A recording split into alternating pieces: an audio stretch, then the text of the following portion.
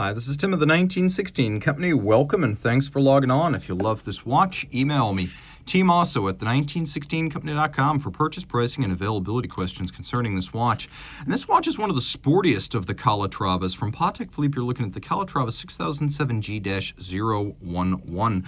This was part of a trio of colorful Calatravas debuted back in 2023, red, yellow, and blue, and it has a case form factor that dates all the way back to the 1992 reference 5000.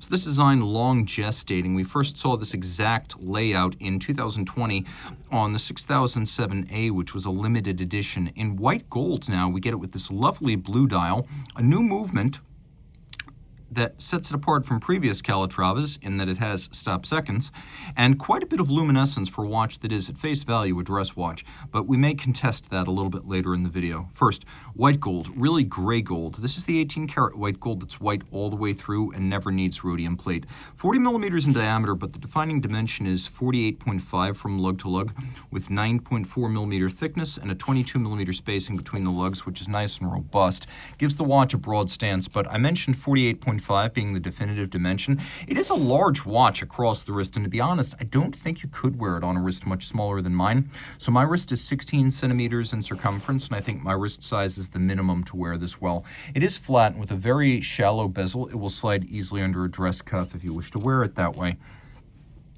We actually have leather here, but it's been stamped with what Patek describes as a carbon pattern. It's also been bolstered or stuffed to give it some volume. It's got a folded edge, a lovely contrasting cyan blue stitch that matches the dial. Folded edge underneath, we have calfskin, once again cyan blue, maybe a little bit darker and more saturated, but you can see absolutely no crimping, no gouging. Brand new Patek Philippe factory strap. We have Patek's white gold spade style pin buckle for quick on-the-fly adjustments. We have these lug profiles where the mid case transitions seamlessly into the lug and then wraps around the end. Everything here is polished, and so it's a handsome watch with a super flat, very shallow domed bezel profile. Calatrava cross on the crown. It's a 30-meter watch, but that normally means splashes and rain only. Patek now advises that this and its other 30-meter watches should be regarded as water resistant to a true 30 meters. So on a different strap, Patek, not I, Patek, says this can be used for swimming. And so maybe it is a sports watch if that's the case. It has a sporty look. It's automatic winding the way most sports watches are, and it's got no shortage of lume. In fact, it's got a lot. So if we had real swimmable water resistance, maybe this is a sports watch. As you can see, Patek uses pull-tab spring bars, so you can pop the strap off the case without a tool. On the dial side, we have that carbon pattern stamped on the center, and then sort of an azurage or a concentric pattern on the little piano scale that runs outboard. Notice that the hands and the indices are blackened, which makes for a dramatic aesthetic.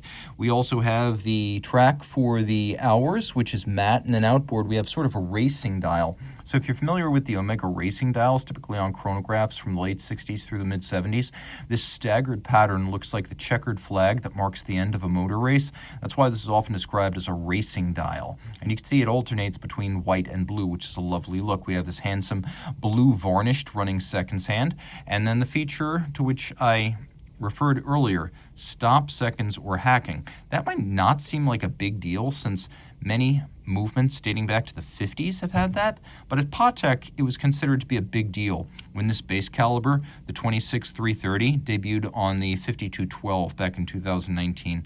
And what we've also got is a quick set for the date. Rolling it all over, there is that new movement. Automatic winding, it's still a 45-hour power reserve, hacking, quick set, 6-position adjustment, free sprung balance, 4 hertz beat rate, and the balance is a Gyromax style free sprung architecture, making for more precise adjustment as well as greater shock resistance. The hairspring is Patek's latest Spiromax anti-magnetic silicone, which has two advantages. One, it makes it resistant to magnetism, which is surprisingly common in modern home and office environments, but also because of the deep reactive ion etching profiling of the coils of this flat hairspring, it is also able to breathe concentrically in any position. So like an overcoil, its mass is centered, and so position shouldn't have a big impact on the timing of this watch. Also important, it is a 6-position adjustment, and when combined with the Patek seal, all of these features in tandem mean the watch is now able to run no worse than -1 + 2 seconds per 24 hours. We're going to move the rotor out of the way so you can see that this is a 30 jewel movement, 26330. You can see that right there. If you're ever wondering how to tell, if you can't see the number at a glance, this little wheel adjacent to the rotor right there with those veins, that is usually the obvious signature that you're looking at the 26330. We have elements that are a combination of manual and mechanical finishing, but Patek does a better job than most of making industrial series-produced movements look lovingly hand-finished, whereas I would say Audemars Piguet and Zenith and Jaeger-LeCoultre don't really do a great job of that. Patek is much more convincing, and so this movement looks its price.